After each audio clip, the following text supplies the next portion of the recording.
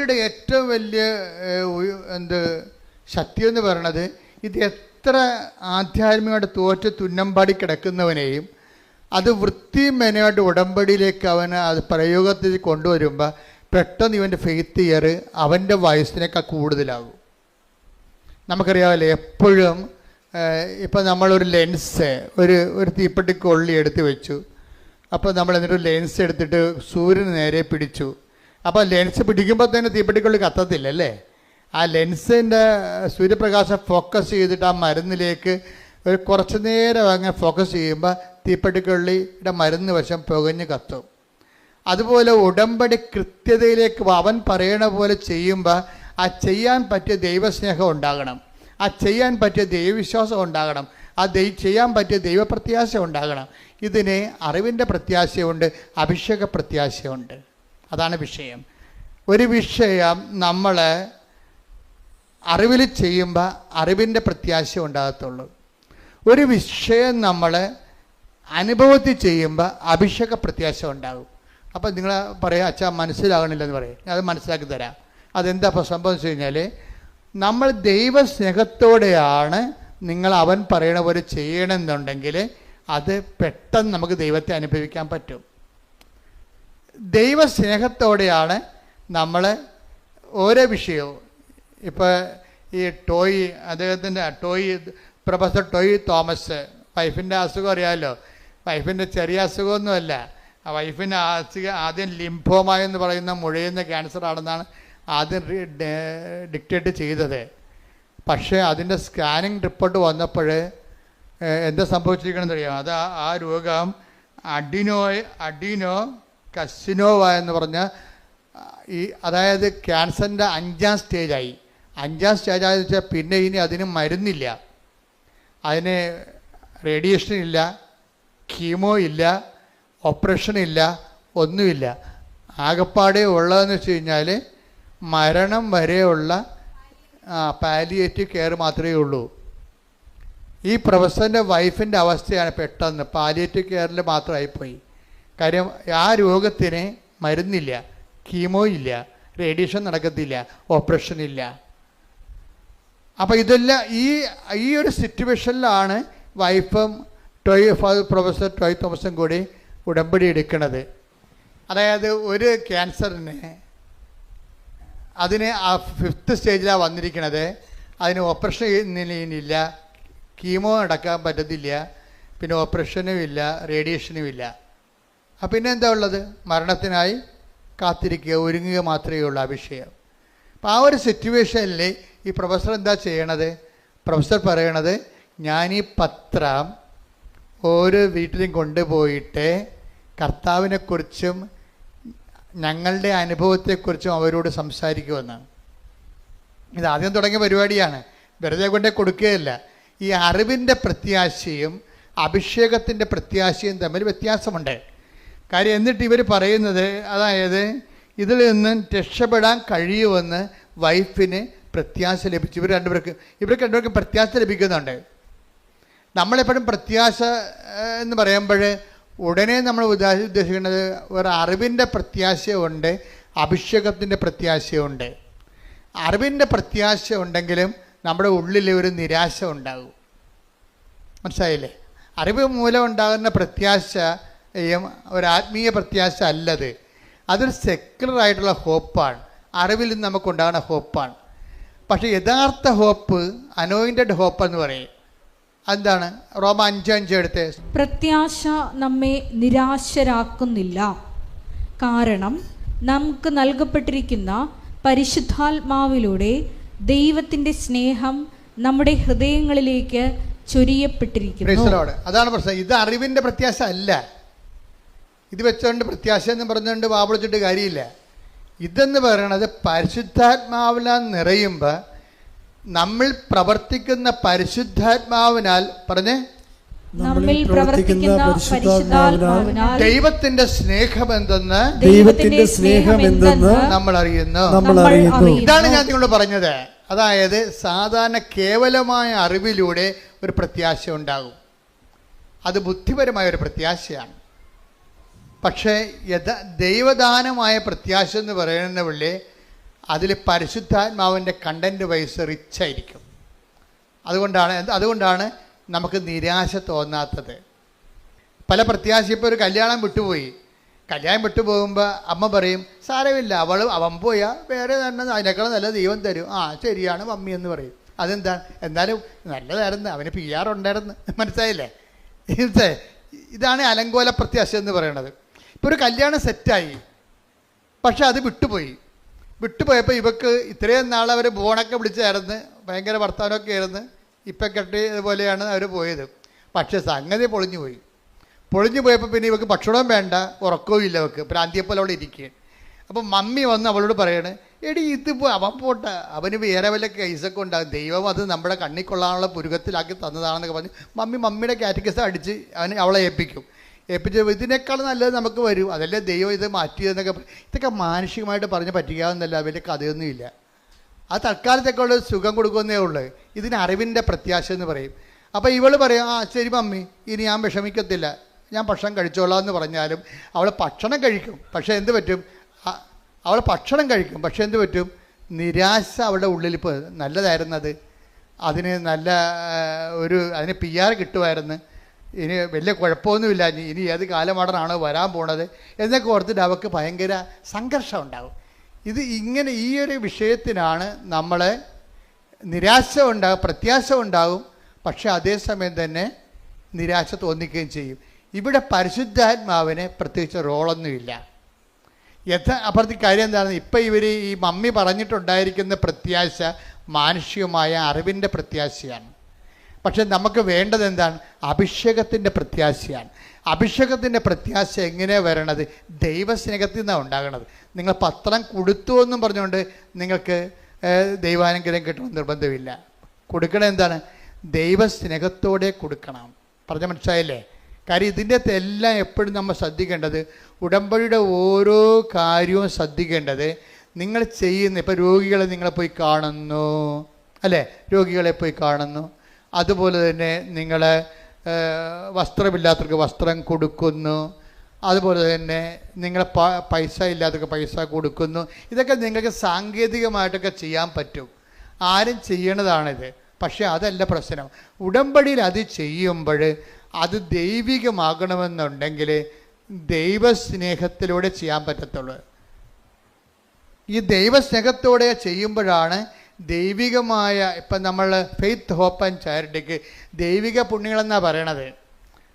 അപ്പോൾ അതിനെ ദൈവിക പുണ്യം എന്ന് പറയാൻ കാര്യം എന്താണ്? ഈ സംഭവം തന്നെ ഓപ്പൺ മാർക്കറ്റിൽ കിട്ടും പുണ്യങ്ങളെ. നമ്മളതിനെ പുണ്യങ്ങളെന്നല്ലേ വിളിക്കുന്നത്. പ്രത്യാശയൊക്കെ മനുഷ്യന്മാർക്കുണ്ടല്ലോ, അത് കെട്ടിയെടുത്ത് ക്രിസ്ത്യാനി ആയിട്ടില്ലെങ്കിലും പ്രത്യാശ ആൾക്കാർക്കുണ്ടല്ലേ, മാനുഷികമായ പ്രത്യാശ ഉണ്ട്. എന്തുകൊണ്ടാണ് ഇതിനെ ദൈവിക പുണ്യങ്ങളെന്ന് വിളിക്കാൻ കാര്യം എന്താണ്? ദൈവദത്തമായ പുണ്യങ്ങളാണ്. അതായത് പരിശുദ്ധാത്മാവിന് ദാനമായിട്ട് ലഭിക്കുന്നത് കൊണ്ടാണ്. അതുകൊണ്ടാണ് പൗലോസ് 5:5 പറയണത്, പ്രത്യാശ നമ്മളെ നിരാശരാക്കുന്നില്ല. പറഞ്ഞേ, പ്രത്യാശ നമ്മെ നിരാശരാക്കുന്നില്ല. നമ്മൾ ചിന്തിയിരിക്കുന്ന പരിശുദ്ധാത്മാവിനാൽ, ദൈവത്തിന്റെ സ്നേഹമെന്തെന്ന് നമ്മൾ അറിയുന്നു. അപ്പൊ പ്രത്യാശ നമ്മൾ അനുഭവിക്കുമ്പോഴും അടിസ്ഥാനപരമായിട്ട് നമ്മൾ അനുഭവിക്കുന്നത് എന്താണ്? ദൈവത്തിന്റെ സ്നേഹമാണ്. ഈ പ്രൊഫസർ ടോയ് തോമസിൻ്റെ വൈഫ്, അവർക്ക് അവർ പാലിയേറ്റീവ് കീമോയാണ് എടുത്തത്. വെച്ച് കഴിഞ്ഞാൽ അത് നല്ല മോർഫിനൊക്കെ അടിച്ചുള്ള ഒരു കീമോയാണ് ആ സംഭവം. അപ്പം അത് ഒരു മരവിപ്പ് തോന്നുന്നു, അത്രേ ഉള്ളൂ. രോഗം സുഖമാക്കുകയില്ല. രോഗത്തിൻ്റെ മരുന്നൊന്നും ഇല്ല, ആ രോഗത്തിന് മരുന്നില്ല, ഓപ്പറേഷൻ ഇല്ലെന്ന് പറഞ്ഞില്ല, റേഡിയേഷൻ ഇല്ല, കീമോയും ഇല്ല. പക്ഷേ ഇത് കഴിയുമ്പോൾ ഇവർക്ക് നല്ല പ്രത്യാശ കിട്ടും. ഇവർ പറയുന്ന വാക്കതാണ്, ഇങ്ങനെയൊക്കെ ഇത്രയും വലിയ ചികിത്സയാണെങ്കിലും എനിക്ക് നല്ല പ്രത്യാശ ഉണ്ടെന്ന്. ആ പ്രത്യാശ എന്ത് പ്രത്യാശയാണ്? പരിശുദ്ധാത്മാവിൻ്റെ പ്രത്യാശയാണ്, ദൈവികമായ പ്രത്യാശയാണ്. ഇവരെന്നോട് ഇവർ കണ്ണാടി നോക്കി ചോദിക്കണം, കർത്താവേ എൻ്റെ മുടി എന്താണ് കൊഴിയാത്തതെന്ന്. കീമോയൊക്കെ എടുക്കുന്നുണ്ട്, പക്ഷെ മുടി കൊഴിയണില്ല. കാര്യം നീ അഗ്നിയിലൂടെ നടക്കും, അഗ്നി നിന്നെ വിഴുങ്ങത്തില്ല. അഭിഷേക വിധിപ്രകാരമുള്ള പ്രത്യാശയാണ്. ഇത് ദൈവത്തിന് സാധിക്കുന്നത്, നമുക്ക് സാധിക്കുന്നത് ഉടമ്പടിയിലൂടെയാണ്. ദൈവികമായി ദാനം നമുക്ക് അവകാശമാക്കുന്നത് എങ്ങനെയാണ്? അവൻ പറയണത് പോലെ ചെയ്യുമ്പോഴല്ല, അവൻ പറയണത് പോലെ ദൈവസ്നേഹത്തോടെ ചെയ്യുമ്പോഴാണ്. കൈയടിച്ച് സ്തുതിക്കട്ടെ. ഹല്ലേലൂയ. നിബന്ധനകള് ഏറ്റവും പ്രത്യാശയോടെ ദൈവസ്നേഹത്തോടെ ചെയ്യുവാൻ ഈ ആരാധനയിലൂടെ ഞങ്ങളെ അഭിഷേകം ചെയ്യണമേ.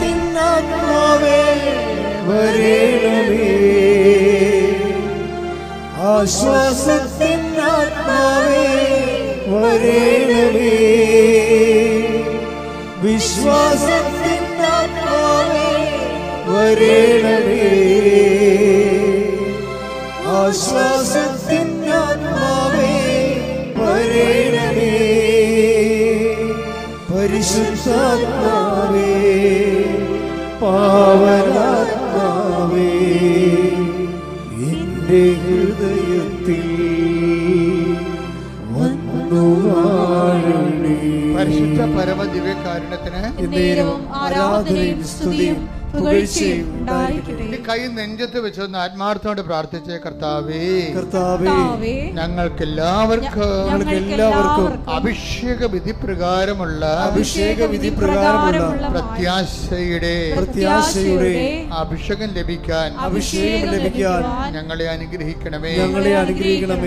ഞങ്ങളുടെ ജീവിതത്തില് അങ്ങയുടെ തിരുസന്നിധിയിൽ വെച്ചിട്ടുള്ള വിഷയങ്ങള് അങ്ങയുടെ കാലത്ത് നടക്കുന്നത് വരെ പ്രത്യാശയോടെ ജീവിക്കുവാൻ ഞങ്ങൾക്ക് ദൈവസ്നേഹം സ്നിഗ്ധമായ പ്രത്യാശയാൽ അഭിഷേകം ചെയ്യണമേ.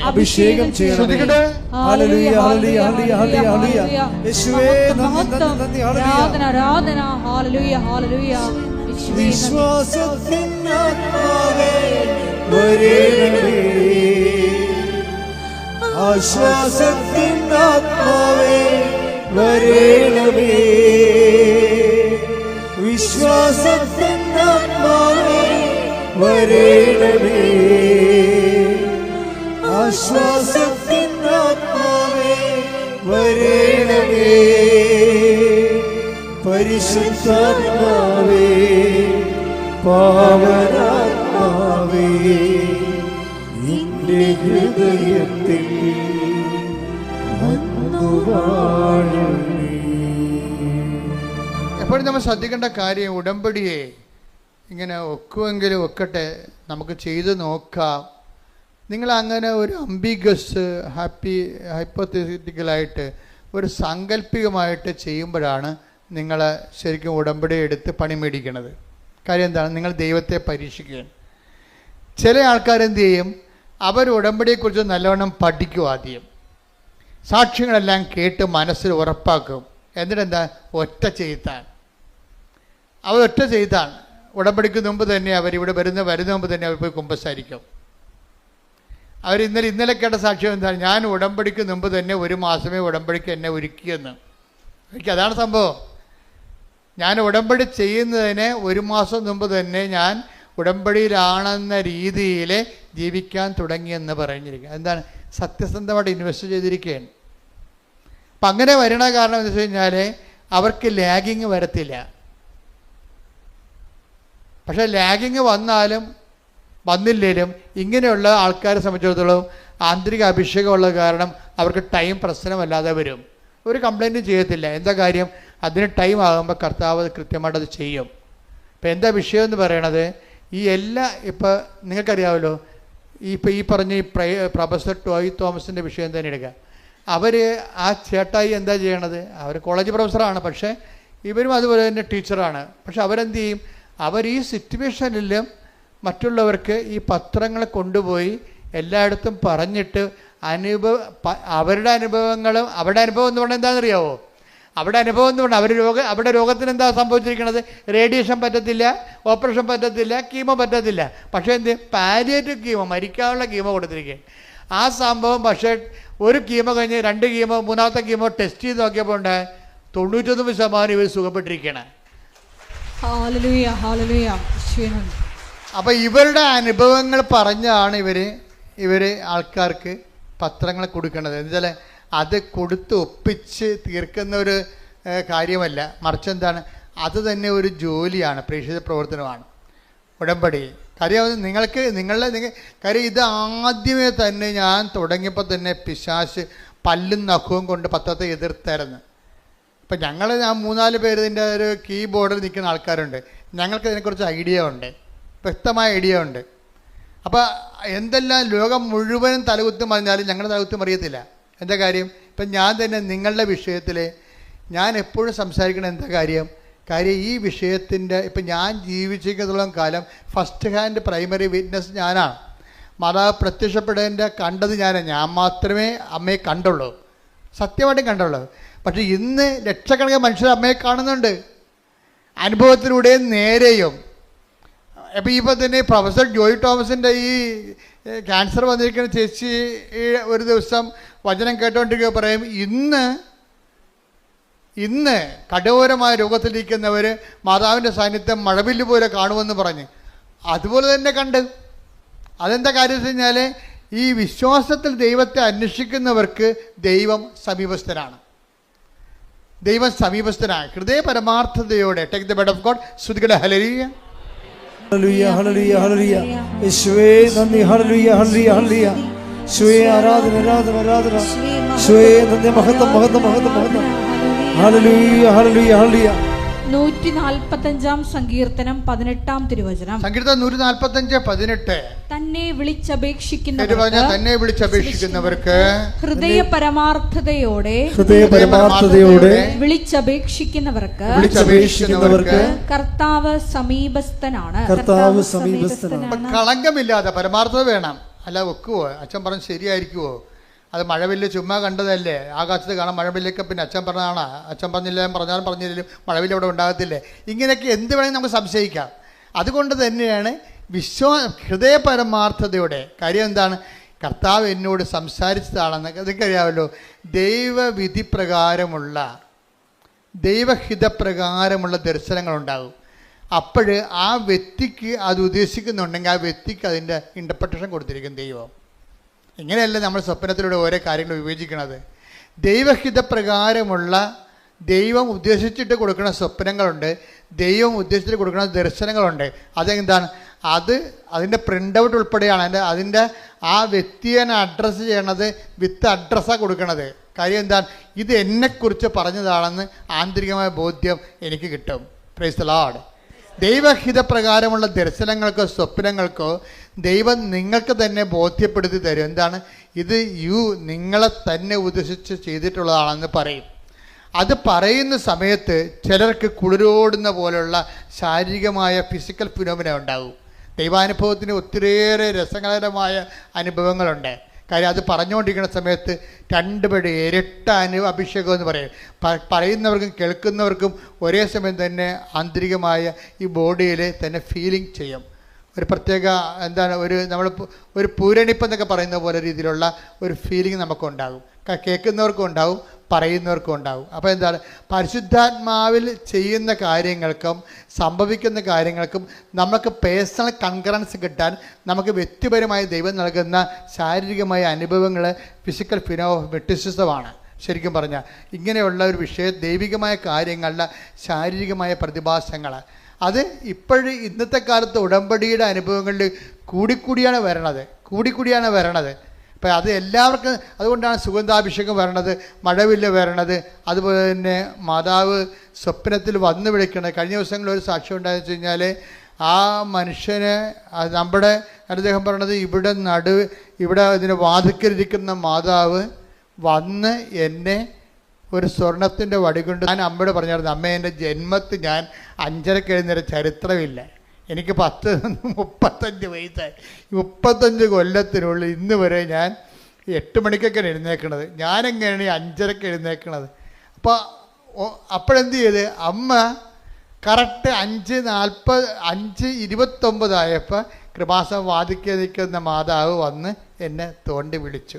ഞാൻ ഞെട്ടി എഴുന്നേറ്റ് നോക്കിയപ്പോൾ മണി 5:30. അതായത് ഇത് ഈ കാലങ്ങളിൽ അഡ്രസ്സ് നേരിട്ട് നമുക്ക് അനുഭവം കിട്ടും. നേരിട്ട്. അതായത് ഒന്നാമത്തെ കൃപാസനത്തിൻ്റെ വിഷയം സഞ്ചാരി മാതാവാണ്. എന്ന് വെച്ച് കഴിഞ്ഞാൽ ഇപ്പം തന്നെ ഇവരുടെ കാര്യം തന്നെ എടുക്കാം. ഇവർക്ക് ഈ ക്യാൻസർ 99% കുറഞ്ഞല്ല, പിന്നെ 1% ഉള്ളു. അപ്പം ആ സന്തോഷ വാർത്ത എന്നെ അറിയിക്കാൻ വേണ്ടി അവരിവിടെ വന്നു. അവരിവിടെ വന്നപ്പോൾ എന്നാ പറ്റിയത്? പ്രൊഫസർ ഇവിടെ വന്നപ്പോൾ ഓഫീസിൽ നിന്ന് പറഞ്ഞ്, നിങ്ങൾ കഴിഞ്ഞ ആഴ്ച കണ്ടതല്ലേ അച്ഛനെ, കണ്ടിട്ട് പോയപ്പോഴല്ലേ ഇത്രയും കുറഞ്ഞിരിക്കണത്, ഇനിയിപ്പം നിങ്ങൾക്ക് 90 ദിവസം കഴിഞ്ഞ് കാണാൻ പറ്റത്തുള്ളൂ. കാര്യം ഒത്തിരി പേര് കാണാനുണ്ട്, ഒരു പ്രാവശ്യം പോലും കാണാത്തവരുണ്ടല്ലോ. അപ്പം പ്രൊഫസറിന് അത് കാര്യം മനസ്സിലായപ്പോൾ പ്രൊഫസർ സങ്കടത്തോടെയാണെങ്കിൽ തിരിച്ചുപോയി. പിറ്റേ ദിവസമുണ്ട് ഞാൻ പ്രൊഫസറിൻ്റെ വീടിൻ്റെ വാതിൽക്കൽ നിൽക്കണം. അല്ല, എനിക്കറിയാൻ പാടില്ല, ഞാൻ ചേന്നമംഗലത്ത് പോയ ആളാണ്. ചേന്നമംഗലത്ത് ഈ ചേന്നമംഗലം എൻ്റെ പഠനത്തിൻ്റെ ഒരു ഭാഗമാണ്. പഴയകാല ക്രിസ്ത്യൻ സെറ്റിൽമെൻറ്റാണ് ചേന്നമംഗലം എന്ന് പറയുന്നത്.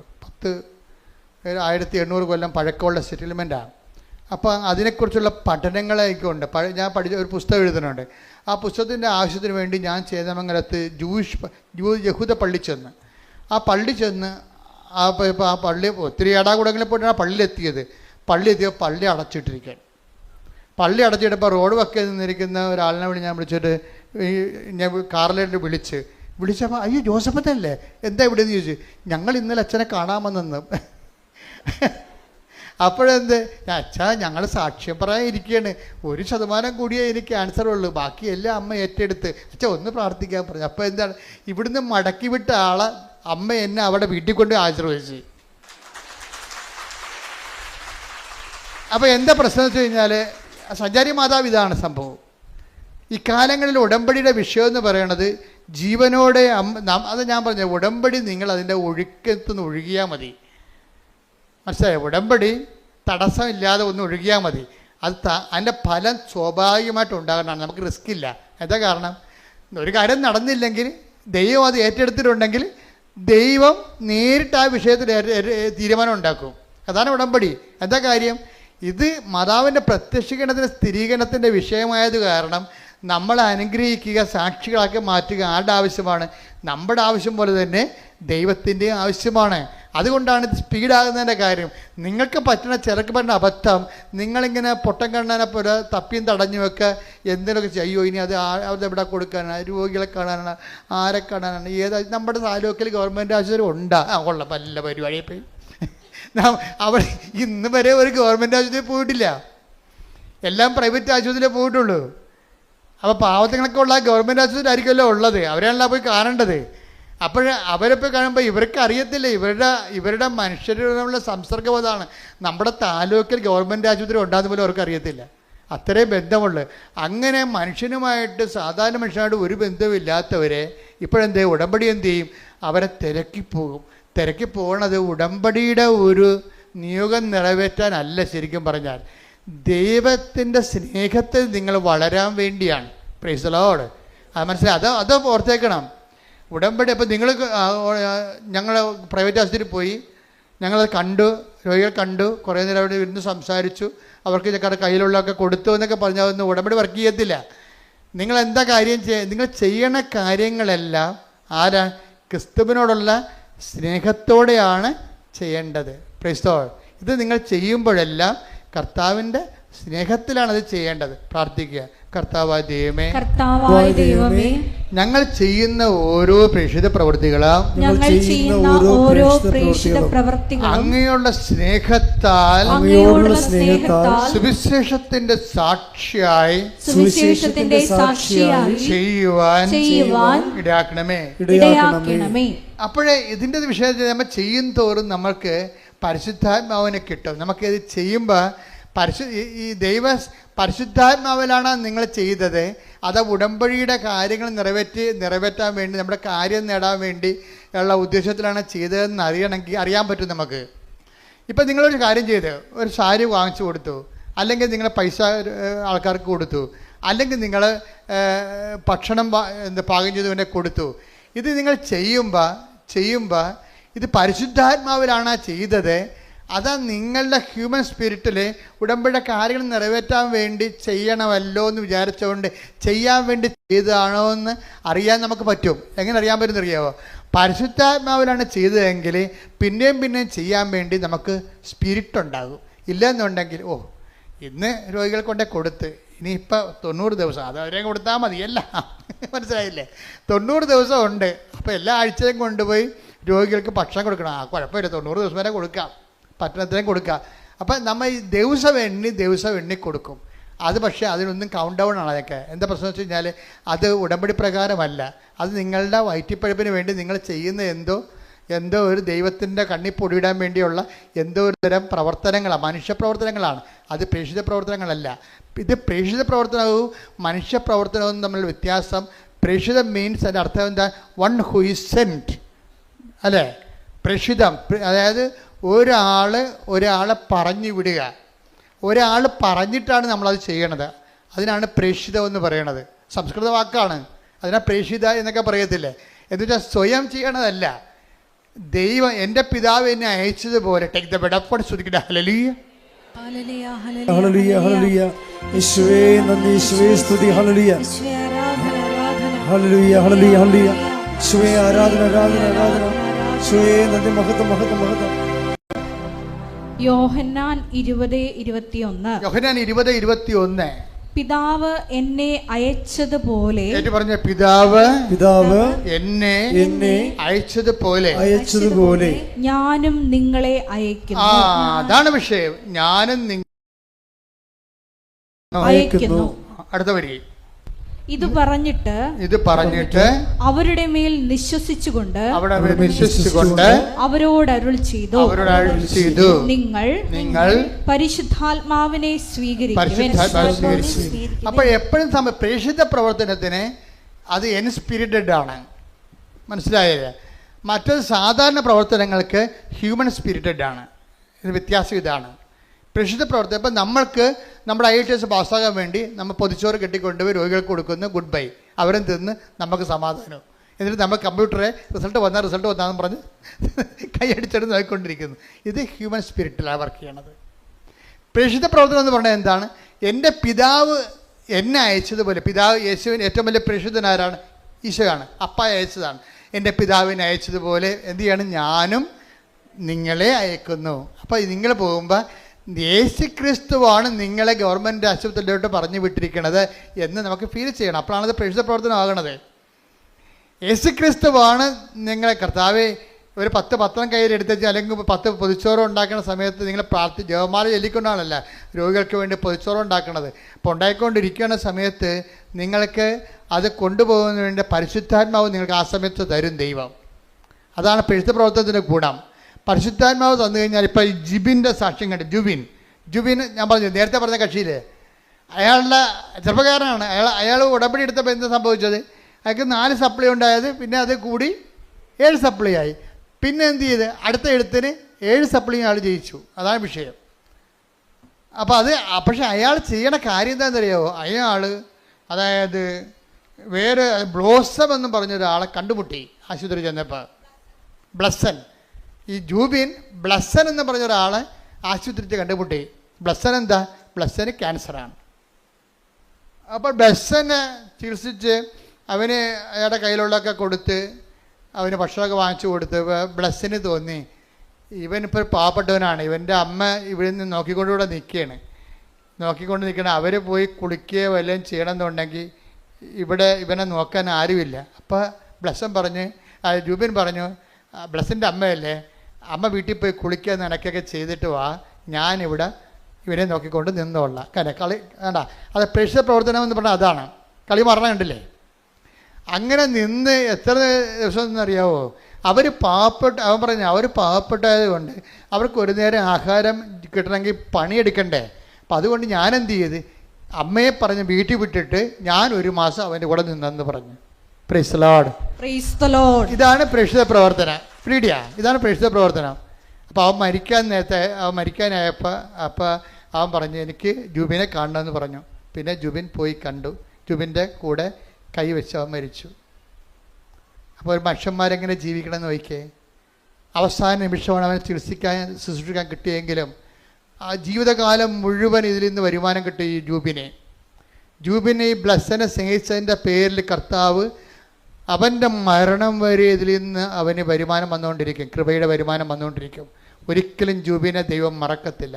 അതുപോലെ നിങ്ങളെയും ദൈവം ഒരിക്കലും മറക്കാനാവാ ദൈവത്തിന് എന്ന് ഓർക്കാൻ പറ്റുന്ന രീതിയിൽ ഒരു പ്രേക്ഷിതയായി നിങ്ങൾ ഉയർത്താനും വളർത്താനും വേണ്ടി ഇടിമുഴക്കം പരിശോധിക്കട്ടെ. തിരഞ്ഞെടുത്തയക്കണമേ എന്ന് പ്രാർത്ഥിക്കുന്നു. ഈ കാലഘട്ടത്തിൽ നിന്റെ കൈയും കാലുമായി പ്രവർത്തിക്കുവാൻ ഈ ആരാധനയിലൂടെ ഞങ്ങളെ അഭിഷേകം ചെയ്യണമേ എന്ന് പ്രാർത്ഥിക്കുന്നു.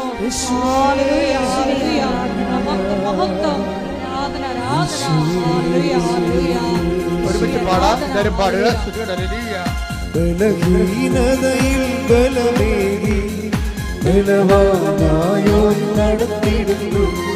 ബലഹീനതയിൽ ബലമേകി ബലവാനായോ നടത്തിടുന്നു.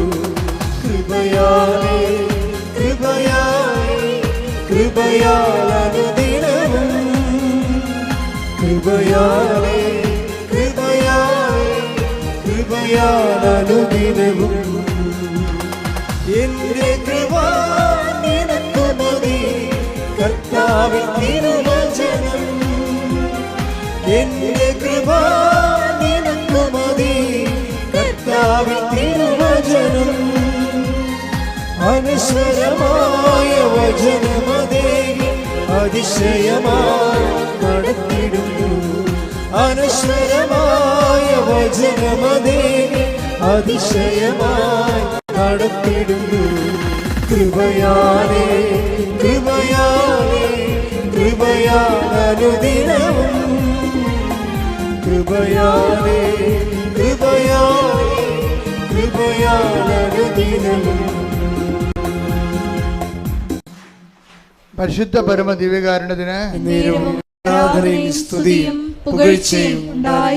അപ്പൊ ജൂബിന്റെ പ്രേക്ഷിത പ്രവർത്തനത്തിന്റെ ഒരു മാനദണ്ഡം എന്താണെന്ന് നോക്കിയേ. ജൂബിന്റെ പ്രേക്ഷിത പ്രവർത്തനത്തിന്റെ മാനദണ്ഡം എന്താണ്? അതായത് അത് ക്രിസ്തുവിൻ്റെ പ്രേക്ഷിത പ്രവർത്തനത്തെക്കുറിച്ചുള്ള വിഭാവനതയാണ് ഇവിടെ മാനദണ്ഡമാണിത്. എപ്പോഴും നമ്മൾ വിഷയം ശ്രദ്ധിക്കേണ്ടതെന്ന് വെച്ചാൽ നമുക്ക് ഓരോ ഉടമ്പടി എടുക്കുമ്പോൾ ഓരോ ലക്ഷ്യങ്ങളുണ്ട്. ഇപ്പം ഞാൻ ആദ്യകാലങ്ങളൊക്കെ പറഞ്ഞുകൊണ്ടിരുന്നത് ഇപ്പോഴും പറയണത് അതാണ്, ഉടമ്പടി ഉടനടി പരിഹാരം. ഒരു സംശയമില്ല കാര്യത്തിൽ, നിങ്ങൾ പത്രം എടുത്ത് നോക്കിയാൽ മതി. പക്ഷേ ഈ ഉടമ്പടി ഉടനടി പരിഹാരം കിട്ടിയില്ലെങ്കിലും 10,000 ഇപ്പോഴും ഇത്തിരി ഉടമ്പടി ദൈവത്തിൻ്റെ സമയത്താണത് നടക്കണമെന്നുണ്ടെങ്കിൽ 10,000 അതിനുള്ളിൽ വിശുദ്ധരായി ജീവിക്കുന്നുണ്ടെന്ന്. എന്താ കാര്യം? കർത്താവ് ചെയ്യുമ്പോൾ എല്ലാം കൃത്യമായിട്ട് ചെയ്യുന്നവർക്ക് നല്ല ക്രിസ്തുവിനെക്കുറിച്ച് നല്ല ഐഡിയ ഉണ്ട്. ക്രിസ്തുവിനെക്കുറിച്ച് ഐഡിയ ഇല്ലാത്ത ജനങ്ങളോട് സംസാരിക്കുമ്പോൾ എന്ത് ചെയ്യണം? ആ രീതിയിൽ സംസാരിക്കാൻ പറ്റത്തുള്ളൂ നമുക്ക്. ഉദാഹരണത്തിന് 1 Corinthians 3:1 എടുത്തേ. സഹോദരങ്ങളെ എനിക്ക് നിങ്ങളോട് ആത്മീയ മനുഷ്യരോട് എന്നതുപോലെ സംസാരിക്കാൻ സാധിച്ചില്ല. ജഡിക മനുഷ്യരോട് എന്നതുപോലെയും ക്രിസ്തുവിനെ കുറിച്ചുള്ള അറിവിന്റെ കാര്യത്തിൽ പൈതങ്ങളോട് എന്നതുപോലെയുമാണ് നിങ്ങളോട് ഞാൻ സംസാരിച്ചത്. പൈതങ്ങളോട് സംസാരിക്കുമ്പോൾ എന്ത് ചെയ്യണം? അവർക്ക് മിഠായി, ബലൂൺ, അതുപോലെയുള്ള കളിപ്പാട്ടം, ഇങ്ങനെ കുറേ സംഭവങ്ങളില്ലേ, അവർ കിട്ടിയാൽ മാത്രമേ മദറിൻ്റെ സ്നേഹം. നിങ്ങൾക്കറിയാവില്ല, ഇപ്പം കുഞ്ഞുങ്ങളെ അമ്മയെന്ന് വിളിക്കണ ആരെയാണ് പലപ്പോഴും? ആയമാരെ വിളിക്കണതല്ലേ. നാളെ ബംഗാളി ചേച്ചിമാർ വന്ന് നമ്മുടെ പിള്ളേർക്ക് നിങ്ങൾ 4 ലക്ഷത്തിൻ്റെ ശമ്പളം മേടിക്കും, നിങ്ങളുടെ മക്കൾക്ക് മുല കൊടുക്കുന്നതായിരിക്കും ബംഗാളി ചേച്ചിമാരായിരിക്കും. അപ്പം നമ്മുടെ മക്കൾ അവരെന്തെന്ന് വിളിക്കും? അമ്മയെന്ന് വിളിക്കും. നിങ്ങളെന്തെന്ന് വിളിക്കും? ആയെന്ന് വിളിക്കും. ഇതാണ് പ്രശ്നം. പിള്ളേരുടെ ഒരു സൈക്കോളജിയിൽ എന്താ ഉള്ളത്? ആര് എന്ത് കൊടുക്കുന്നു അവരാണ് അമ്മ. ഞാൻ പറഞ്ഞിട്ട് കാര്യമില്ല. ആര് കൊടുക്കുന്നു? അമ്മ എപ്പോഴും അമ്മയായി നിൽക്കുന്നത് എന്തുകൊണ്ടാണ്? എല്ലാ കാര്യങ്ങളും കുഞ്ഞിനെ ചെയ്ത് കൊടുക്കുന്നത് കൊണ്ടാണ്. അപ്പം ദൈവത്തിന് ഇങ്ങനെ ഒരു കാലം ഉണ്ടെന്നാണ് പൗരസഭ പറയുന്നത്. ഒന്നിനു വായിച്ചത്. സഹോദരങ്ങളെ എനിക്ക് നിങ്ങളോട് ആത്മീയ മനുഷ്യരോട് എന്നതുപോലെ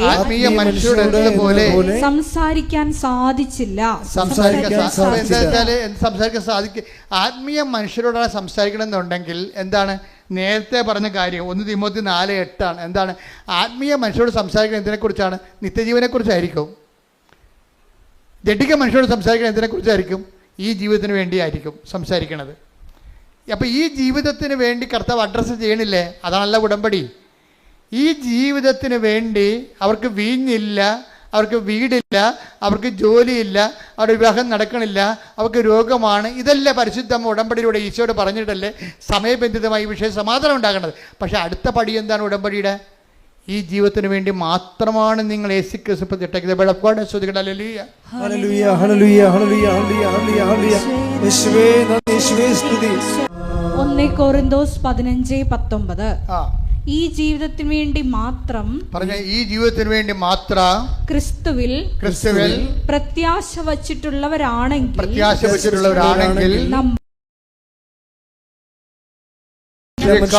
നിർഭാഗ്യരാണ്. Praise the Lord. അപ്പൊ ക്രിസ്തുവിൽ പ്രത്യാശ അർപ്പിക്കണത് എന്തിനാണ്? ഈ ജീവിതത്തിന് വേണ്ടിയും മാത്രമാണെന്നാണ് ചോദിക്കണത്. വെച്ചാൽ ഈ ജീവിതത്തിന് വേണ്ടി ഉണ്ട്, ഈ ജീവിതത്തിന് വേണ്ടി, പിന്നെ എന്താണ്? വരാനിരിക്കുന്ന ജീവിതത്തിന് വേണ്ടി കൂടിയാണ്. അപ്പോൾ വരാനിരിക്കുന്ന ജീവിതത്തിന് വേണ്ടി കൂടുതലാണ് നിങ്ങളുടെ ചില കാര്യങ്ങൾ താമസിക്കുന്നുണ്ടെങ്കിൽ എപ്പോഴും ഓർത്തേക്കണം, നിങ്ങളെന്താണ്? നിത്യജീവൻ്റെ എക്സ്പ്രസ് ഹൈവേയിലേക്ക് വന്നു എന്ന്. എന്താ കാര്യം? എന്താണ്? ദൈവം ഈ ജീവിതത്തെ ഉടമ്പടിയിൽ ഒരു 3-4 കാര്യങ്ങൾ പടപെടാതെ നിങ്ങളുടെ കാര്യം നടക്കുകയും ചില കാര്യങ്ങൾ താമസിക്കുകയും ചെയ്യുമ്പോൾ അത് താമസിക്കുന്നതല്ല, മറിച്ച് എന്താണ്? നിത്യജീവനെക്കുറിച്ച് നിങ്ങൾ ഈ കാലഘട്ടങ്ങളിൽ ചിന്തിക്കാനും അതിനുവേണ്ടി ഇൻവെസ്റ്റ് ചെയ്യാനും വേണ്ടി ദൈവം നിങ്ങളെ ഒരുക്കുന്നതാണ്. കൈയടിച്ച് ശ്രദ്ധിക്കട്ടെ. ഹല്ലേലൂയ, ഹല്ലേലൂയ, ഹല്ലേലൂയ, ഹല്ലേലൂയ, ഹല്ലേലൂയ. യേശുവേ നന്ദി, ഹല്ലേലൂയ, ഹല്ലേലൂയ, ഹല്ലേലൂയ.